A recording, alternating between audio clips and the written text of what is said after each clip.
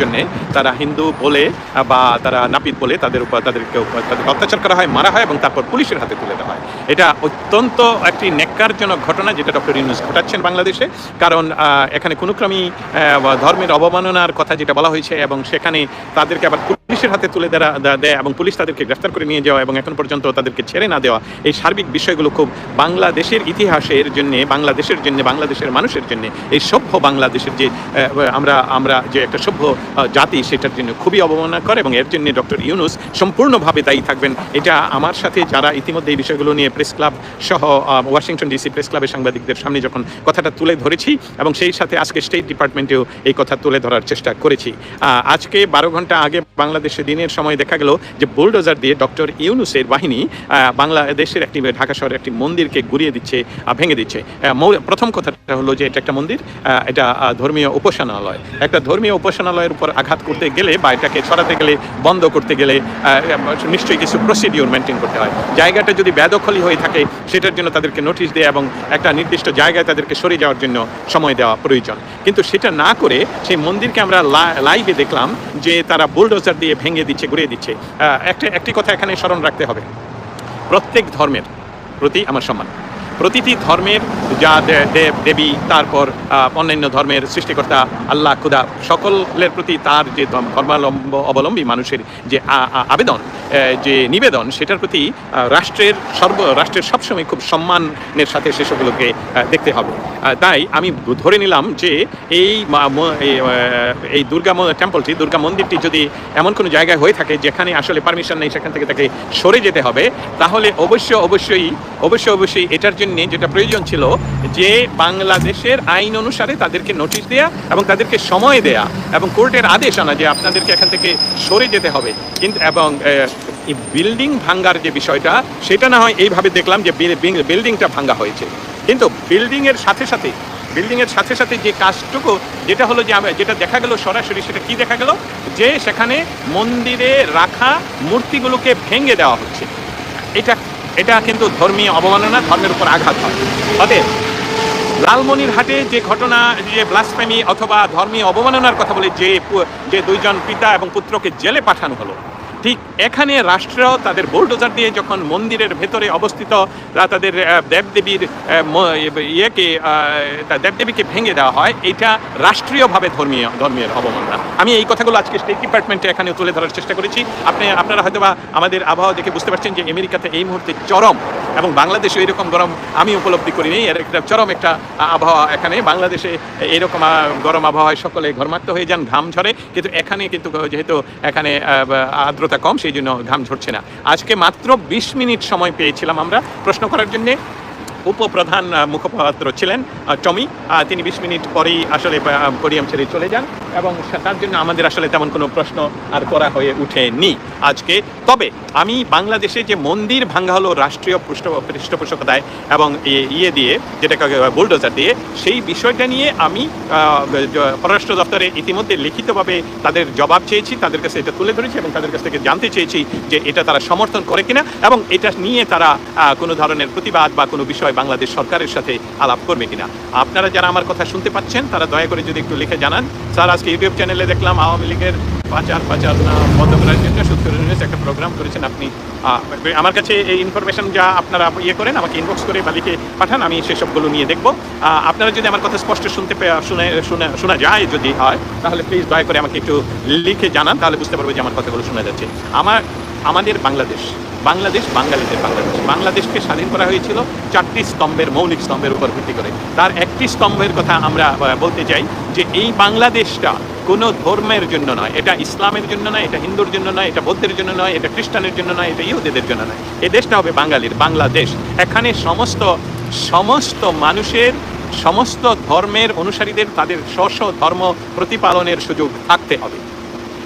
এই ডক্টর ইউনূসের নেতৃত্বে বাংলাদেশ যে বেদখল হয়ে 71কে মুছে দেওয়ার জন্য যে কাজগুলো উনি করছেন, সেই কাজগুলোর ধারাবাহিকতায় মন্দির ভেঙে দেওয়া হলো, গুড়িয়ে দেওয়া হলো, বুলডোজার দিয়ে 32 নম্বর ভেঙে দেওয়া হলো। বাংলাদেশের আতরঘর যেটাকে বলা হয়, সেটাকে বুলডোজার দিয়ে, এই যে বুলডোজার কালচার, এই যে মব কালচার তৈরি করলেন ডক্টর ইউনূস। এবং আপনারা কিছুদিন আগে দেখেছেন, 2-3 দিন আগে, যে প্রাক্তন নির্বাচন কমিশনারকে তাকে জুতা দিয়ে পিটানো হলো এবং তারপরে পুলিশের হাতে তুলে দেওয়া হলো। দেশের সার্বভৌমত্ব রক্ষার্থে যারা ব্যর্থ তারা কি করে শান্তি রক্ষা বিষয় নিয়ে। হ্যাঁ, আর্মি সম্বন্ধে এই কথাটা অবশ্যই বলা যায়। আপনারা যারা কথা বলতে চান অথচ বাংলাদেশে বসে কথাগুলো বলতে পারছেন না, আপনাদের কাছে আমার বিশেষভাবে অনুরোধ, বাংলাদেশের সকল জেলার, সকল উপজেলার, সকল জায়গা থেকে যে ধরনের অত্যাচার, অন্যায়, অবিচার ঘটছে সেসবগুলো আমাদেরকে জানান। আমরা প্রতিনিয়ত এই জিনিসগুলো আপনাদের সামনে তুলে ধরবো। ভাই, অবশ্যই আপনি স্টেট ডিপার্টমেন্টের কাছে এই প্রশ্নটা করবেন। অবশ্যই আমি করবই, শুধু না, তাদেরকে লিখিতভাবে জিজ্ঞেস করেছি যে বাংলাদেশে যে হিন্দুদের উপর সরাসরি অত্যাচার করা হচ্ছে, বাংলাদেশের প্রতিটি মানুষ এখন অত্যাচারিত। বাংলাদেশের সাধারণ মানুষ, কালকে বা পরশুদিন দেখা গেল একজন আর্মি মেজর, উনি একজন অধ্যক্ষকে গ্রেফতার করছেন কারণ উনি নাকি আওয়ামী লীগের কে সুসংগঠিত করার জন্য দায়ী।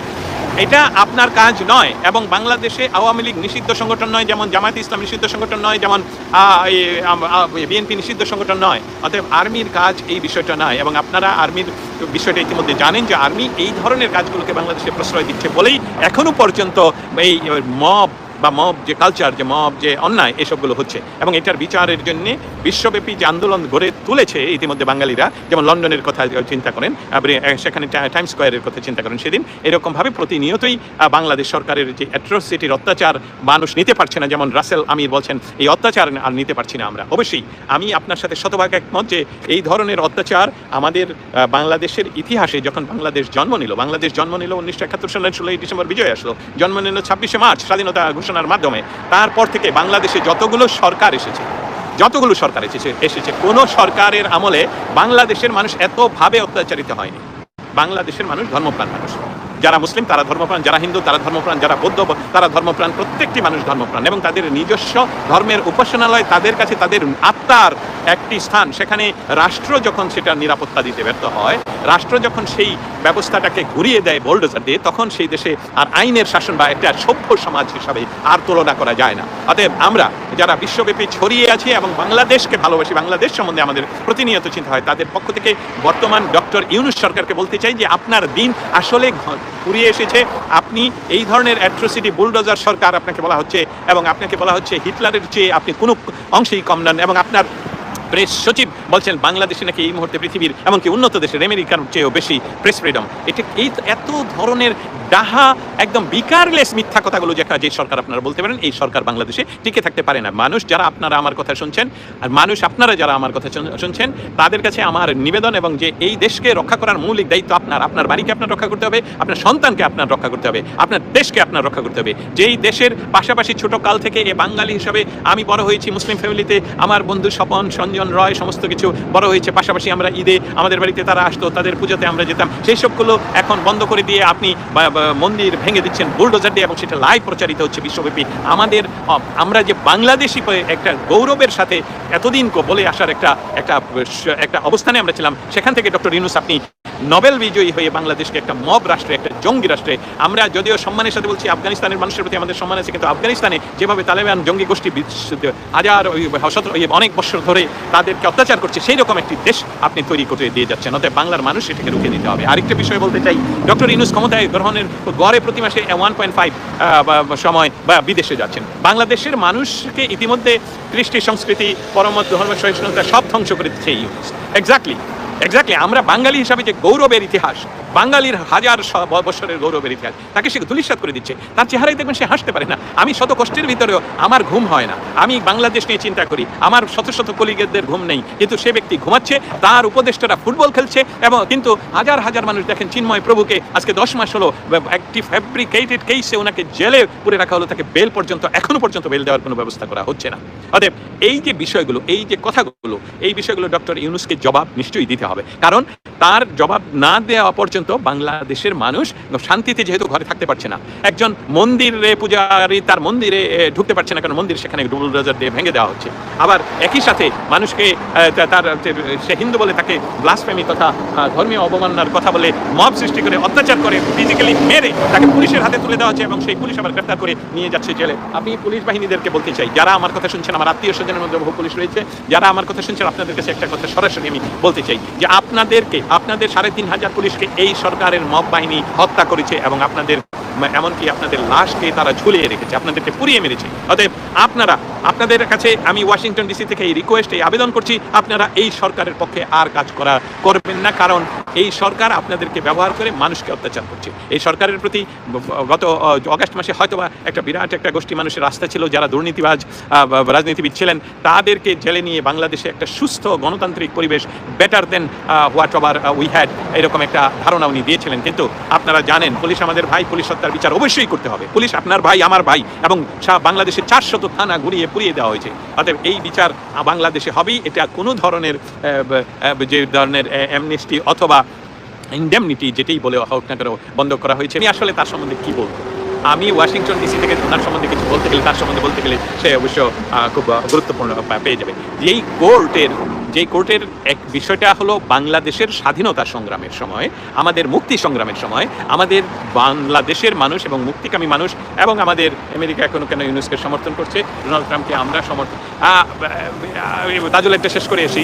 তাজুলের বিষয়টা হলো যে সেই যে আন্তর্জাতিক অপরাধ ট্রাইব্যুনাল, সেটাকে থেকে বিচার হওয়ার কথা। এই ট্রাইব্যুনালটা তৈরি হয়েছে যখন স্বাধীনতা সংগ্রামের সময় যেই মানুষগুলোকে তারা হত্যা করেছে, বাংলাদেশের সপক্ষের মানুষকে হত্যা করেছে, শিশু নির্যাতন করেছে, মেয়েদেরকে রেপ করেছে, এবং সেই সকল বিচারগুলো এখানে হওয়ার